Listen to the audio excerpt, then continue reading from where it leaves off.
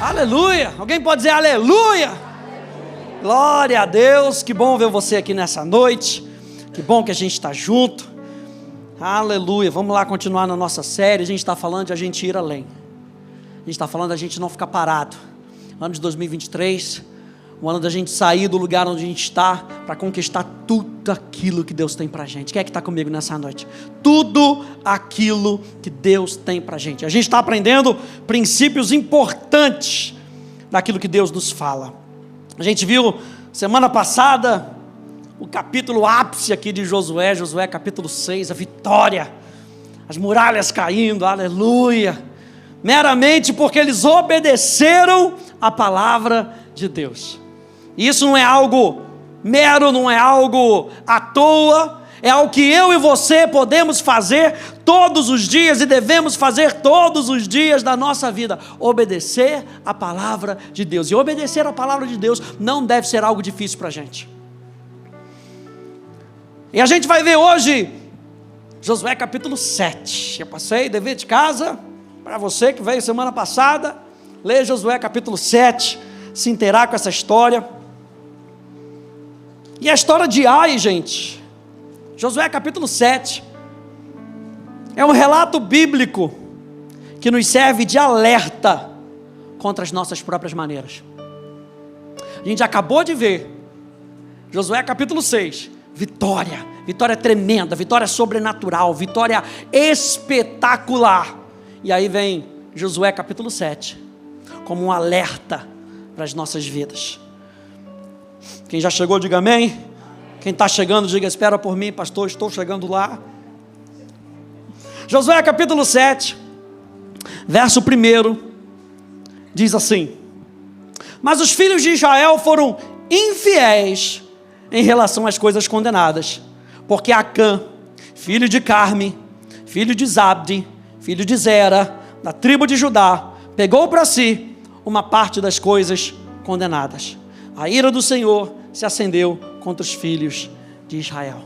E a primeira coisa que a gente vê aqui, e eu quero trazer alguns pontos para você, é a infidelidade do povo. Depois deles experimentarem, se você for fazer um deverzinho de casa, reler Josué capítulo 1 até capítulo 6, você vai ver como Deus vem conduzindo o povo para trazer no coração deles fidelidade. Você lembra que nós vimos Josué capítulo 4, Josué capítulo 5, falando da aliança de Deus com o povo. Eu quero que o coração de vocês seja totalmente meu. Confiem em mim. Vira para duas pessoas e fala: confia em Deus.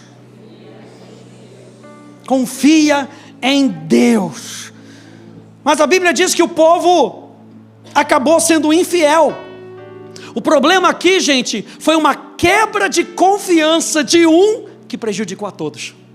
Porque se você ler aqui no versículo 1, a Bíblia é bem clara para dizer: Israel foi infiel, mas quem pecou foi Acã. Porque o que Deus está querendo trazer aqui para a gente? O conceito é o que a Poli falou: nós somos um corpo. Eu e você temos que pensar nas coisas de Deus para que a gente não prejudique o corpo, para que você não prejudique a sua família, para que você não prejudique o lugar onde você está. Eu e você somos um corpo. E eu achei muito significante aqui o nome de Acã. Você sabe o que significa Acã? Acã significa problema. Imagina o nome desse. Quem foi que deu o nome de um filho desse? Lá vem problema. O nome de Acã significa problema. Sabe por que eu acho significante, gente? Não porque o nome dele levou ele a pecar, mas quando a gente começa a abrir o nosso coração para a palavra, a gente vê que no meio da nossa história, ou no meio da nossa jornada, a gente vai encontrar problema. No mundo tereis aflições, tribulações, problemas. Deus não nos isenta de passarmos por problemas. E no meio do povo tinha um problema.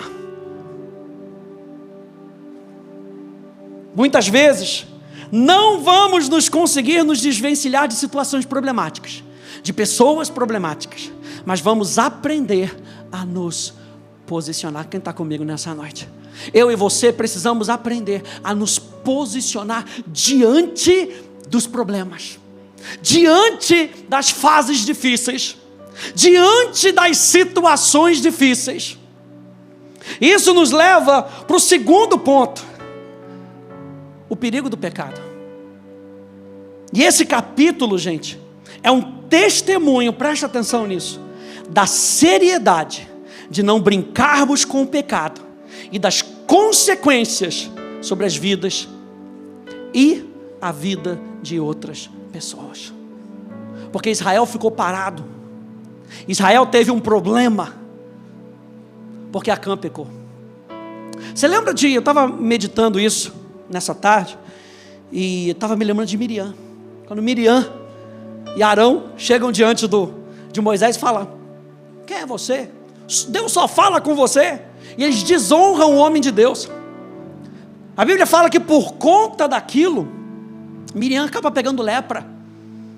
E lepra, no Antigo Testamento, fala de imundície espiritual. O que acontece? O povo teve que ficar parado durante uma semana, até Deus resolver o problema com Miriam. Quantas vezes eu e você, nós decidimos andar por caminhos que não agradam a Deus? Quem é que está comigo? Às vezes a gente decide, gente, e a gente coloca outras pessoas em apuros. Josué capítulo 7 hoje é um alerta. Semana passada, vitória, glória a Deus. Deus está falando, agora abre os seus olhos, aprende com Josué capítulo 7. Por quê, gente? Porque o pecado, veja, é uma violação do padrão e da lei moral de Deus. O pecado é uma afronta contra o caráter de Deus. O pecado é quando não alcançamos o objetivo que Deus tem para nós. Por quê? Porque nós abrimos mão da sua vontade, porque nós abrimos mão da conduta que Deus tem para a gente. Eu me lembrei disso. O filho pródigo pecou ao desonrar o seu pai. Ele estava na casa do seu pai, vivendo um propósito que Deus tinha para ele. Ele desonra o seu pai. E se você for ler lá Lucas capítulo 15, você vai ver que quando ele volta, o próprio filho pródigo, ele atesta isso. Meu Deus, pequei contra Deus e pequei contra o meu pai. A gente vê que a mulher adúltera, que é pega em adultério, ela peca por violar o princípio da aliança no casamento e na pureza. A gente vê em Atos que Ananias e Safira pecaram porque mentiram. Acã cobiça e rouba, preste atenção, o que estava destinado a ser de Deus. Se você for dar uma lidinha lá em Josué capítulo 8, que é o que a gente vai falar na próxima semana, Josué capítulo 8, você vai ver que a figura é totalmente diferente. Quando a gente vê em Josué capítulo 6, Deus fala assim: aquilo que vocês estão encontrando lá, não toquem, é meu. Diga, é de Deus. Não toquem, não peguem. O que Acã faz? Ele pega. Mas quando a gente vai para Ai, em Josué capítulo 8, a gente vê Deus virando para o povo falando: tudo que vocês conquistarem é de vocês. Tem coisa que Deus vira para a gente e fala: não pega, não toca. E não é porque Deus é mau, porque Deus é sempre bom. Mas tem coisas que Deus reserva para Ele. Ele diz: não toca, é santo, é meu. Tem coisas, e às vezes nessa fase da vida, Deus vira para a gente e fala: não. Aí passa um tempinho e Ele fala: agora vai. Eu estava vendo as viagens de Paulo, e Paulo queria ir para a Ásia, e Deus vira para Paulo e fala: não. Mas quando você pega a terceira viagem missionária de Paulo, Atos 19, Atos 20, você vai ver que ele passa pela Ásia. Porque tem horas que Deus fala assim: não é para você agora. Tem coisas que Deus fala para a gente: não é para você agora, segura só mais um pouquinho, porque eu vou deixar você desfrutar disso um pouco mais à frente. Então a seriedade daquilo que Deus diz é dele. Qual foi o pecado de Acã? Deus não havia permitido nessa batalha, diga nessa batalha, o povo ter lucro. Nessa batalha, Deus não permitiu que o povo tivesse lucro. Tudo era dele. Ele diz para Adão e Eva: não coma, não toque no fruto. Não toque na arca. Não toque nos meus ungidos. Não toque no dízimo, é meu, é santo.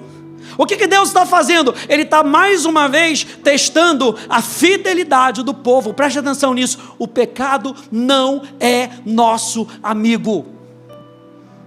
O que eu pego aqui em Josué capítulo 7? O pecado não é nosso amigo. Fomos libertos do poder do pecado, mas isso não significa que somos imunes ao pecado. Bota o dedo aí, vai lá comigo em Hebreus capítulo 12. Vai lá para o finalzinho. Hebreus capítulo 12. Lembra que a gente está falando de um alerta. Alerta pós-vitória.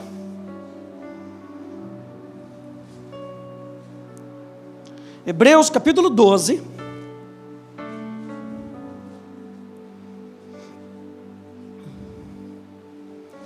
No versículo 1, diz assim: portanto, também nós, visto que temos a rodear-nos tão grande nuvem de testemunha, o que diz aí o escritor aos Hebreus? Livremo-nos. O pecado não é seu amigo. Livremo-nos de todo o peso e do pecado que tão firmemente se apega. O que o apóstolo, o que o escritor de Hebreus está falando aqui? Se você deixar o pecado entrar e ficar, ele se apega. O pecado é grudento. Ele não quer saber, ele quer ficar, ele quer dominar. Já ficou perto de gente grudenta? Você tenta se desvencilhar e não consegue. O pecado é grudento. Eu e você é que temos que colocar ele para fora. Ele diz aqui: de todo o peso do pecado que tão firmemente se apega a nós, e corramos com perseverança a carreira que nos está proposta. Como? Olhando firmemente para o autor e consumador da nossa fé. O que o escritor está dizendo aqui? Enquanto você está correndo, olhando para ele, ao mesmo tempo, você tem que deixar de lado todo o peso e todo o pecado. Ao mesmo tempo que você está correndo, deixa de lado todo o peso, deixa de lado todo o pecado. Não deixa ele se apegar na sua vida. O roubo de Acã, gente, indicou a idolatria do seu coração, contaminando o acampamento. O amor pelas coisas do mundo foi maior do que o seu amor pela direção de um Deus de vitórias. E quando você lê Josué capítulo 8, você tem essa noção. E muitas vezes, na nossa imaturidade, a gente briga com Deus, porque a gente quer aquilo naquele momento, mas Deus está reservando algo para o futuro. Deus vai sempre cuidar de você. Quem está comigo? Deus vai sempre cuidar de você. Deus vai sempre, a gente falou isso na quarta-feira, Deus é um Deus de abundância. Ele quer com que você tenha não só o suficiente, Ele quer com que você experimente abundantemente tudo aquilo que Ele tem para você. Mas o amor de Acã pelas coisas do mundo foi maior do que o seu amor pela direção de um Deus de vitórias. E as nossas associações, gente, podem nos contaminar. Olha só, 1 Coríntios diz assim: não é bom esse orgulho que vocês têm. Por acaso vocês não sabem que um pouco de fermento leveda a massa toda, estraga a massa, um pouco de fermento. É por isso que a gente tem que entender, gente, que o pecado não é nosso amigo. Se você tentar fazer amizade com o pecado, com as coisas do mundo, ele vai se tornar seu amigo. Eu já usei essa frase aqui e vou usar de novo. Deus não te livra dos seus amigos, Ele só te livra dos seus inimigos. Ele está falando, basta desse orgulho de vocês se apegarem, de vocês olharem só para vocês mesmos. Por acaso vocês não sabem que um pouco de fermento leveda a massa toda? Na outra carta, já escrevi a vocês que não se associassem com os impuros. Refiro-me com isso não apropriadamente aos impuros desse mundo, aos avarentos, aos ladrões, aos idólatras, pois nesse caso vocês teriam que sair do mundo. Ele está falando, gente, o problema não são essas pessoas que estão no mundo, que estão vivendo da vida. Pastor, mas como é que eu vou fazer? Se na minha empresa só eu sou crente, se na minha casa só eu sou crente. O apóstolo Paulo não está falando das coisas desse mundo aqui. Ele está falando o seguinte: mas agora escreva a vocês que não se associem com alguém que, dizendo-se irmão, for devasso, for avarento, for idólatra, for maldizente, for bêbado ou ladrão, nem mesmo comam com alguém assim. Por quê? O irmão está se dizendo crente, está se dizendo irmão, mas está vivendo uma vida totalmente contrária à palavra, deliberadamente contrária à palavra. O apóstolo Paulo está falando, não se associe a pessoas assim. Por quê? Porque vai te contaminar. Porque vai te contaminar. É o alerta de Josué, capítulo 7. Enquanto nós vivemos nesse mundo, e por causa dessa proximidade, gente, a chance de contaminação sempre será grande. Preste atenção, eu e você não estamos imunes ao pecado. Vou falar mais uma vez, nós fomos libertos do poder do pecado. O pecado não pode mais nos escravizar, mas nós estamos num mundo cheio de pecado. E a proximidade faz a chance de contaminação ser muito grande. Olha só, Josué capítulo 7, verso 13, Deus faz uma declaração para o povo. Olha só o que ele diz: não poderemos vencer os inimigos, Josué falando para o povo, enquanto esse pecado não for enfrentado e resolvido. Diga, resolvido. Por isso que o apóstolo Paulo chega lá e fala, chega do orgulho de vocês, senta diante de Deus e enfrenta esse pecado. Ele não é seu amigo. Enfrenta e resolva. Meu Deus. Olha só o que diz Efésios capítulo 4, verso 27. Na Bíblia amplificada diz: não deixe nenhum espaço ou apoio para o diabo. Você entende que ele está falando uma carta para a igreja? Se ele está falando para não dar espaço para o diabo, é porque existe a possibilidade de cristãos nascidos de novo, cheios do Espírito Santo, que falam em línguas e dão umas rodadinhas espirituais, darem espaço para o diabo. E o apóstolo Paulo fala, não deixem espaço para o diabo, não dê nenhuma oportunidade para o diabo, não abram a brecha. Josué capítulo 7, no verso 2, volte lá comigo, nos leva para o terceiro ponto. Josué capítulo 7, verso 2.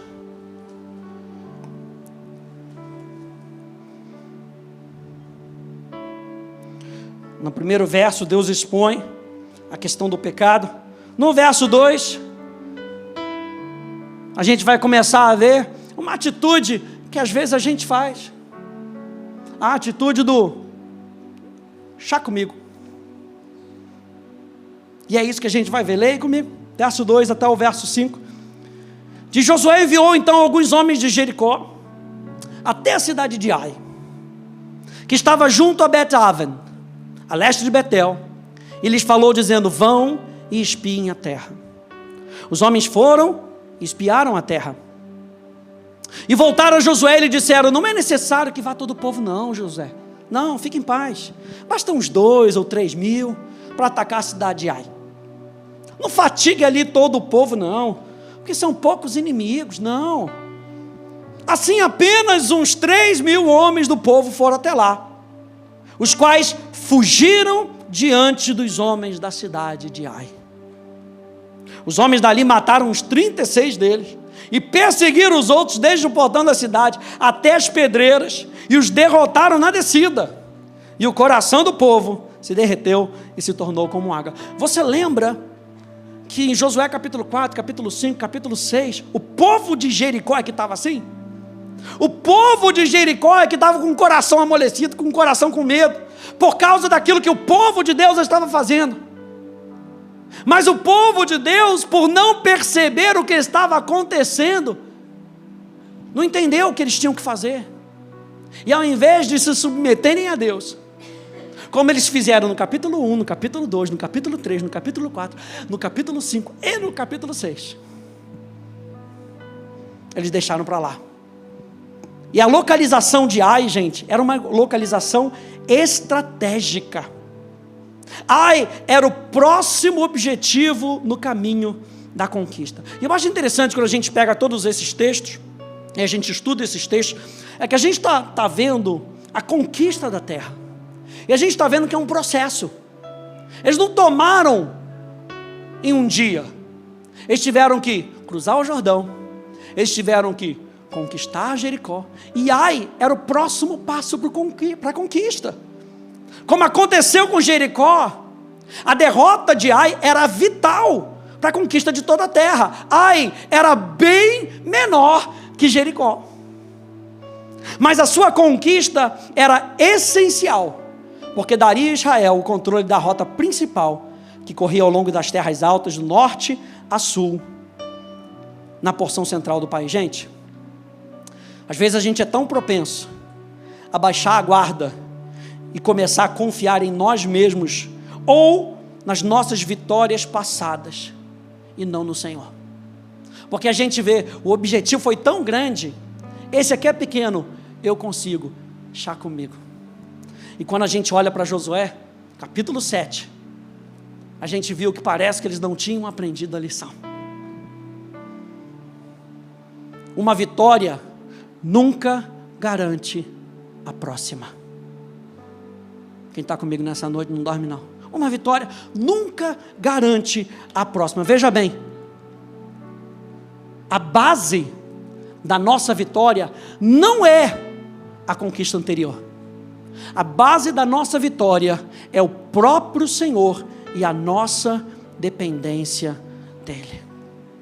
E quantas vezes eu e você erramos porque a gente quer fazer logo? Quem está comigo? A gente quer fazer logo. A gente quer resolver logo. E por tentar resolver logo, a gente tenta dar uma estratégia para Deus. Foi o que eles fizeram. Não, Josué, não precisa não, é pequeno, a gente dá conta. Manda 2, 3 mil, tá bom.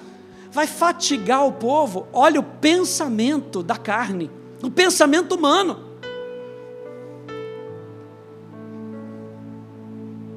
Todas as outras vitórias, gente, tiveram uma direção de Deus. E eu pergunto para você, aqui em Josué capítulo 7, onde é que está a frase, assim diz o Senhor dessa vez? Essa frase não aparece aqui. E Josué tomou o assunto nas suas próprias mãos, segundo a sua própria estratégia. 4 erros mortais foram o resultado de Josué não buscar a Deus antes da batalha. Número 1, eles permaneceram ignorantes do pecado de Acã. Número 2, eles subestimaram a força do inimigo. Número 3, eles superestimaram a força do seu próprio exército. E número 4, eles presumiram que o Senhor os abençoaria, fazendo do jeito deles, porque eles ganharam da última vez. Capítulo 7 está cheio de dicas para a gente, para que a gente não morra no meio da estrada, e nem a gente deixe de ver o propósito que Deus tem para mim e para você. Em vez de eles examinarem suas próprias vidas, e você continua lendo, a partir do versículo 5, você vê que eles começam a reclamar. Por conta do coração deles estar pesado, por causa da derrota, eles começam a botar a culpa em Deus. Por que Deus nos trouxe até aqui para a gente morrer? Por que, Senhor? A gente foi derrotado dessa maneira. Ao invés de pararem e analisarem sua própria vida, eles começaram a botar a culpa em Deus. Por quê? Por quê?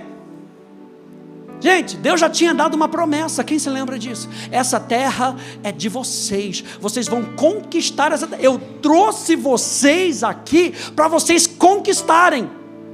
Eu trouxe vocês aqui para vocês experimentarem vitória. Essa derrota não veio de mim. Analisem seus próprios corações. Somos tão rápidos muitas vezes em ficarmos deprimidos, desanimados, desorientados. Procuramos em todas as direções o motivo para a derrota, exceto em nós mesmos. Culpamos os outros, damos desculpas, nos escondemos, mas muitas das vezes deixamos de examinar honestamente nossas próprias vidas, presumindo que o problema não pode ser eu, não é possível. Acabei de ganhar, ouvi a voz de Deus, fiz o que Deus queria na última batalha. Não, o erro não pode ser, está comigo. E a gente acaba de não fazer aquilo que Davi sabia que tinha que fazer, e que ele deixa escrito para nós: sonda-me, sonda o meu coração, vê se há em mim algum caminho mau, e me guia pelo caminho eterno. Josué capítulo 7 nos leva a um período da gente analisar a nossa própria vida, gente. Antes da gente poder prosseguir, a gente precisa analisar a nossa própria vida. Se durante a jornada você está experimentando algum tipo de problema, lembra que Acã significa problema. Pergunta para Deus, porque pode ser o inferno sim, vindo contra você. Paulo diz: uma porta se me foi aberta, mas há grandes adversários, há muitos adversários. Mas muitas vezes, o maior adversário que nós temos, somos nós mesmos. Porque nós deixamos de buscar a direção de Deus, e vamos buscar a nossa própria direção.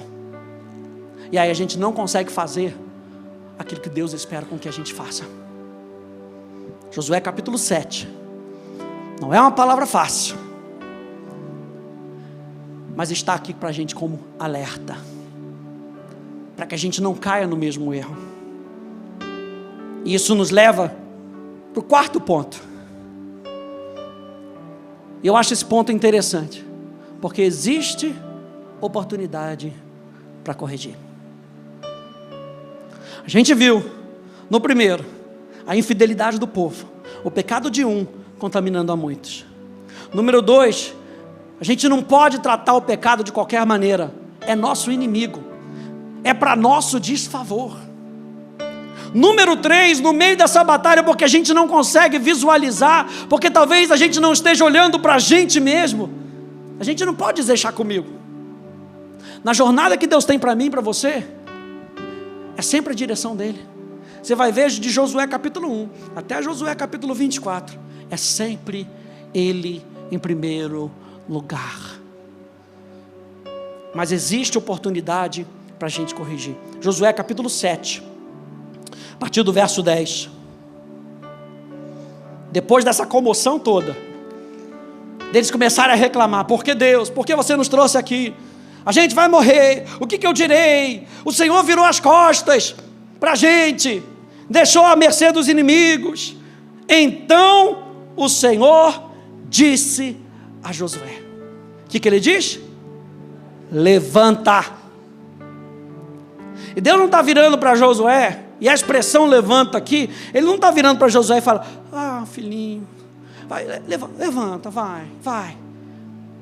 É uma palavra de um rei para um servo. Pode chorar, menino, seja homem.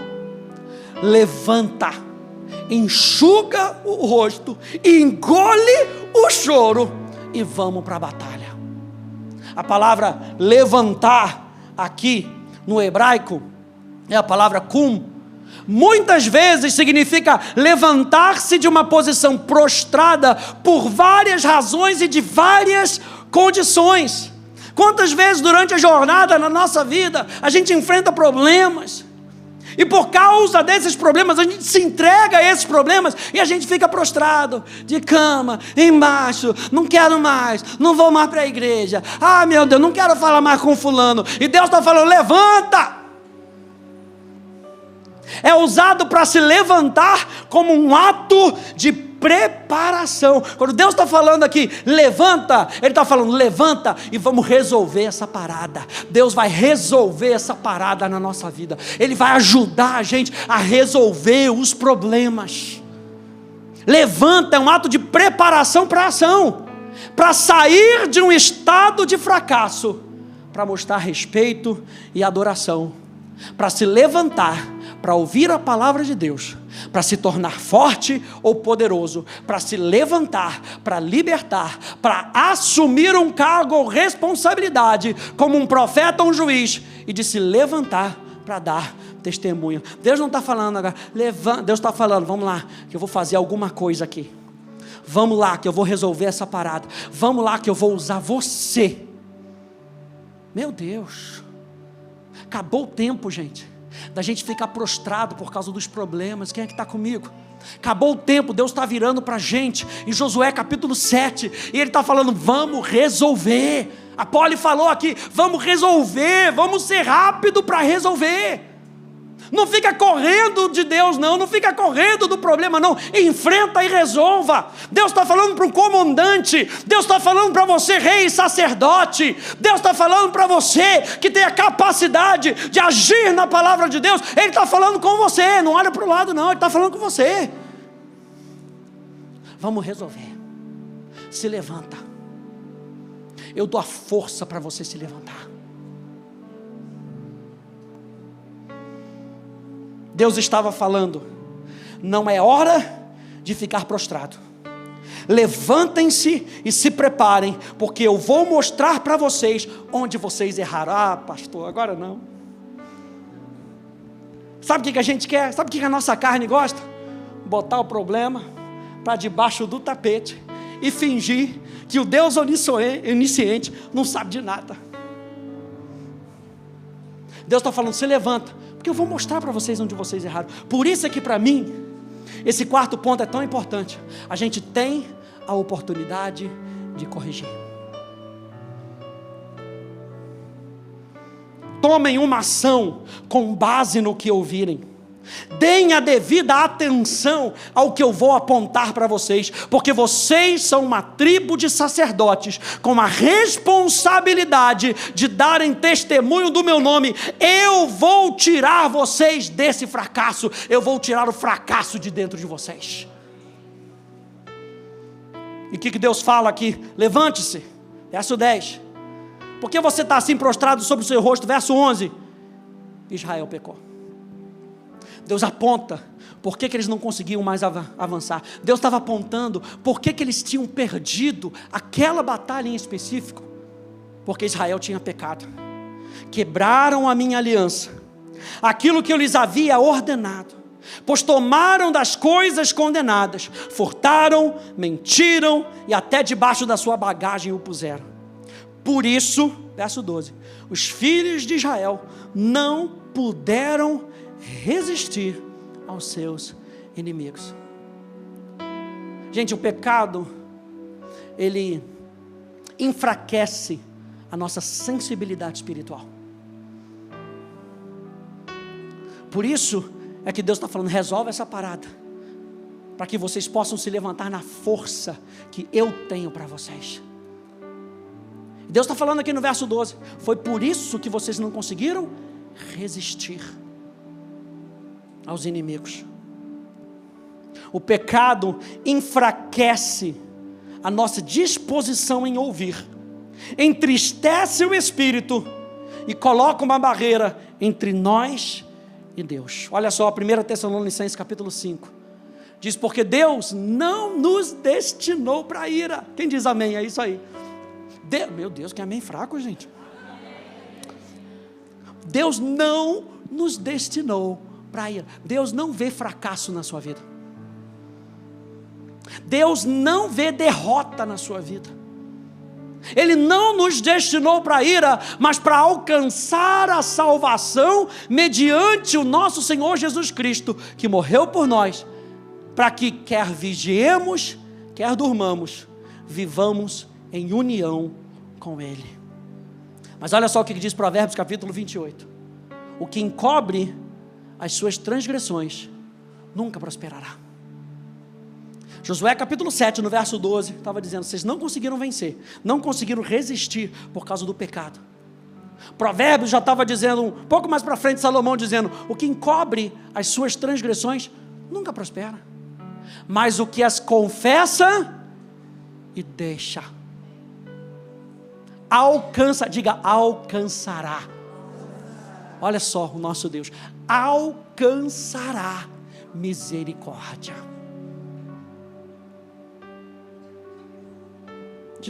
Deus continua dizendo aqui, verso 12, Josué 7,12.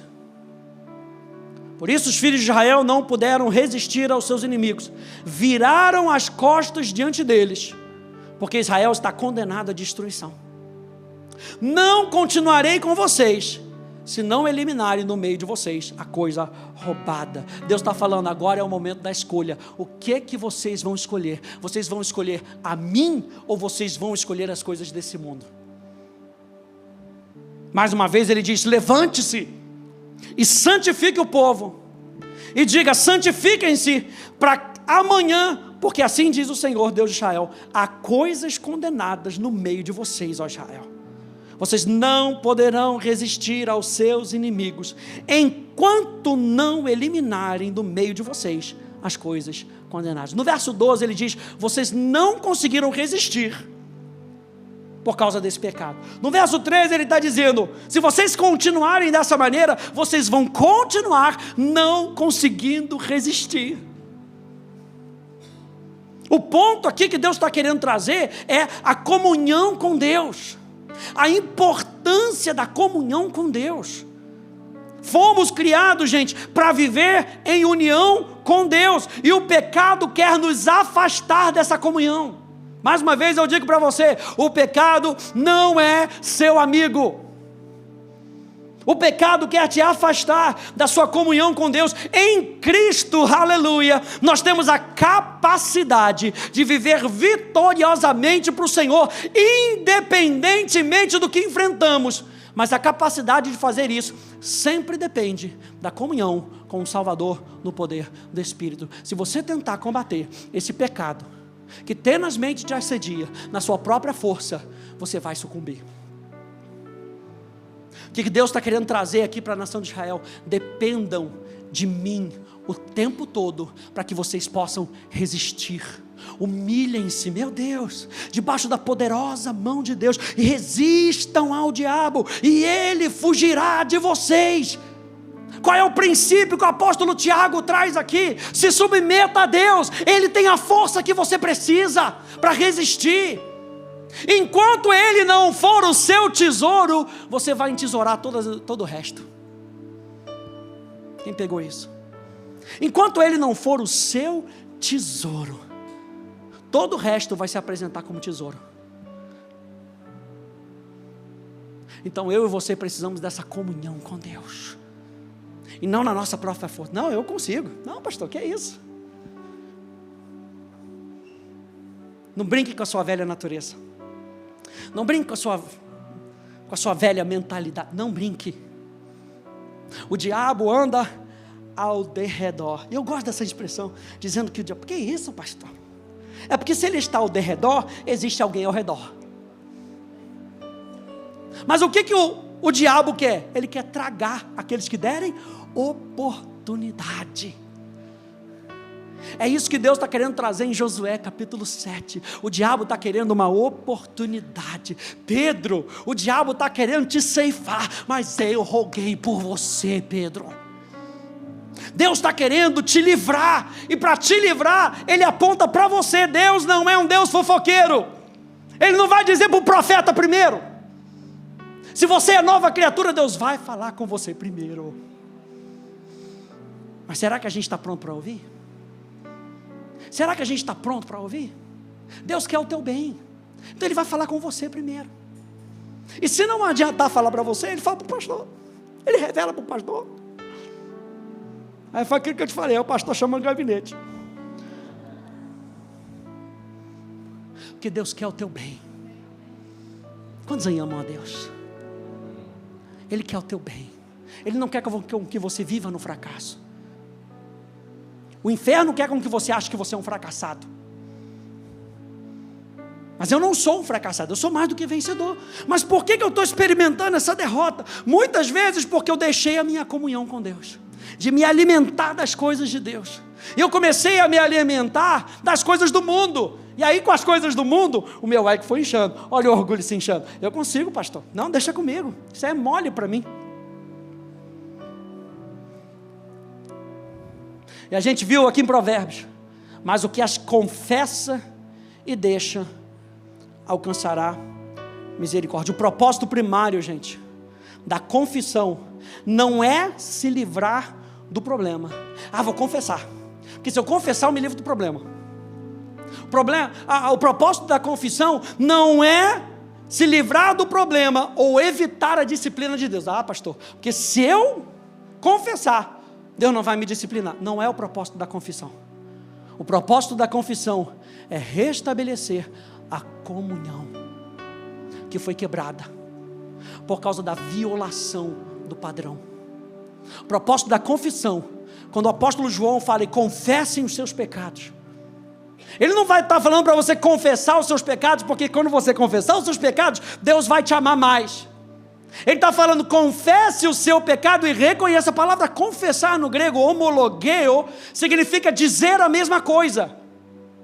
Reconheça que pecado é pecado. E por reconhecer que o pecado fere a lei moral de Deus, fere o caráter de Deus, deixe o pecado de lado, porque eu quero andar com Deus. Então quando eu estou confessando o meu pecado diante de Deus, eu estou querendo dizer, Senhor, eu quero restabelecer a comunhão contigo, eu não quero ferir o teu coração, eu quero andar contigo para o resto da minha vida.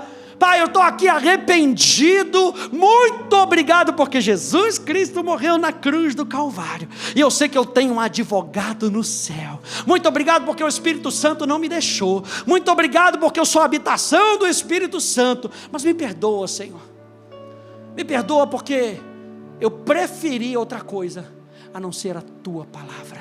Confessar, o propósito da confissão é restabelecer a comunhão e entregar nossas vidas a Deus, porque queremos andar com Ele, sob o seu controle, andando na sua direção. E aí a gente vê um pouco mais para frente que Deus mostra. Gente, quando você vai lendo aqui, depois você lê em casa, Josué aqui capítulo 13, depois Josué capítulo 16, versículo 16, Josué se levanta de madrugada, sabe, ele começa a buscar a Deus. Verso 19, Deus foi só dando oportunidade para Acã. Presta atenção, Deus foi dando oportunidade para Acã. Ele disse para todo mundo, tem pecado escondido aí. Se liga, povo, tem pecado escondido aí. Vocês estão perdendo a batalha porque tem pecado escondido aí. Chegou uma hora no verso 19 que Josué disse a Acã, meu filho, dê glória ao Senhor, Deus de Israel, e renda louvores a Ele, e conta-me agora o que foi que você fez, não me esconda nada. Chegou uma hora que porque Acã não se apresentou a Deus, Deus teve que se apresentar para Acã. E aí Acã, no verso 20, Acã respondeu a Josué, é verdade, eu pequei contra o Senhor, o Deus de Israel, e fiz assim e assim. Quando eu vi entre o despojo uma boa capa babilônica, uns 2,5 kg de prata, e uma barra de ouro pesando mais de meio quilo, eu cobicei essas coisas, e as peguei para mim, e eis que estão escondidas na terra, no meio da minha tenda, e a prata por baixo. Gente, a confissão de Acã não mostra um arrependimento genuíno, uma vez que todos sabiam que havia pecado no arraial. Ele não se posicionou, se lançando, presta atenção nisso, ele não se posicionou, se lançando nas mãos de um Deus misericordioso. Ele podia ter evitado, ter encontrado a ira de Deus. Acã podia ter evitado, ter encontrado a ira de Deus. Olha só o que diz 1 João capítulo 1, verso 7 a verso 9. Mas se andarmos na luz, como Ele na luz está, temos comunhão uns com os outros, e o sangue de Jesus Cristo, o seu Filho, nos purifica de todo o pecado. E ele continua: se dissermos que não temos pecado, enganamo-nos a nós mesmos, e não há verdade em nós. Mas se confessarmos os nossos pecados, Ele é fiel e justo para nos perdoar os pecados e nos purificar de toda a injustiça. De toda a injustiça. Uma vez que o pecado foi tratado, então, como o Senhor ordenou, por sua graça, a bênção e a força de Deus foram retomadas. Mais uma vez somos lembrados de que o pecado conhecido em nossas vidas cria uma barreira entre nós e o Senhor, porque mostra como o nosso compromisso de seguir o nosso próprio caminho e de conduzir as nossas próprias vidas por meio das nossas próprias estratégias. Aí eu fiz a pergunta: onde é que estava a graça de Deus nesse momento? E a gente olha para Acã sendo morto, apedrejado. Onde é que estava a graça de Deus? E a resposta que veio no meu coração é: estava na própria direção divina. Não peguem. A graça de Deus dando a oportunidade para todo o povo, dizendo: não pegue, confiem em mim. Lembra que eu falei para vocês que na próxima, lá em Ai, próximo capítulo, Deus fala: aqui vocês podem pegar tudo. Deus estava falando: esse é meu, o próximo é de vocês. Só que eles não sabiam. Deus não dá o mapa todo completo para a gente. Ele diz: vai confiando em mim.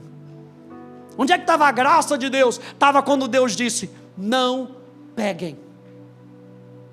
Por isso que o escritor de Hebreus diz que nós podemos nos aproximar do trono e encontrar misericórdia em tempo oportuno. O que o escritor de Hebreus está falando ali? Você encontra misericórdia não é depois de pecar, é antes de pecar. É a força de Deus em você para você fazer a vontade de Deus, vem de Deus. Onde é que estava a graça de Deus? 2, estava na oportunidade de Acã se arrepender e confessar o seu pecado antes de ser denunciado. Você entende que Deus vai dando oportunidade para a gente? Deus continua sendo um Deus de justiça contra o pecado. Atos capítulo 5. Disse então Pedro: Ananias, por que encheu Satanás o teu coração? Para que mentisses ao Espírito Santo e retivesses parte do preço da herdade, daquilo que eles tinham vendido. Guardando-a, não ficava para ti? Estava todo mundo vendendo as suas propriedades e dando o dinheiro aos apóstolos. O que Ananias e Safira fizeram? Eles venderam por 100 mil, mas disseram que venderam por 200. Foram lá e chegaram e deram o dinheiro. Estou dando aqui o dinheiro para vocês. Eles mentiram. E o apóstolo Pedro disse: vocês não mentiram para mim não. Vocês mentiram contra o Espírito Santo quando vocês decidiram no coração de vocês ir contra a vontade de Deus. E vendida não estava no teu poder, por que formaste esse desígnio no teu coração? Não mentiste aos homens, mas a Deus.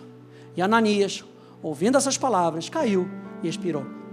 E um grande temor veio sobre todos os que o ouviram. Apocalipse capítulo 20, aqui na tela. Diz: mas poucas coisas tenho contra ti, que deixa Jezebel, mulher que se diz profetiza, ensinar e enganar os meus servos, para que forniquem e comam dos sacrifícios da idolatria. Até para Jezebel, olha só o que Deus diz: e dei-lhe tempo para que se arrependesse. Deus está nos dando, muitas vezes Deus está nos dando tempo para que haja arrependimento. E por que Deus está fazendo isso? Porque Ele quer ter comunhão comigo e contigo. Abra comigo para a gente terminar 1 Coríntios, capítulo 10. 1 Coríntios, capítulo 10.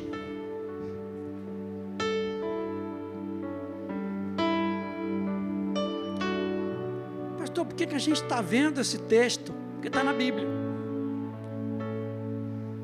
Olha só o que o apóstolo Paulo fala aqui em 1 Coríntios capítulo 10. Ele diz assim: olha, irmãos, versículo 1. Não quero que vocês ignorem que os nossos pais estiveram todos sob a nuvem, e todos passaram pelo mar, e todos em Moisés foram batizados, tanto na nuvem como no mar. Obrigado. Todos eles comeram do alimento espiritual e beberam da mesma bebida espiritual, porque bebiam de uma pedra espiritual que os seguia, e a pedra era Cristo. Mas Deus não se agradou da maioria deles, razão pelo qual ficaram prostrados no deserto. E o apóstolo Paulo está falando da murmuração daquele povo, da condição do coração daquele povo. Deus não se agradou. Mas veja esse verso, diz assim: ora, essas coisas se tornam exemplos para nós, a fim de que não cobicemos as coisas mais, como eles cobiçaram. O que Acã fez? Acã cobiçou.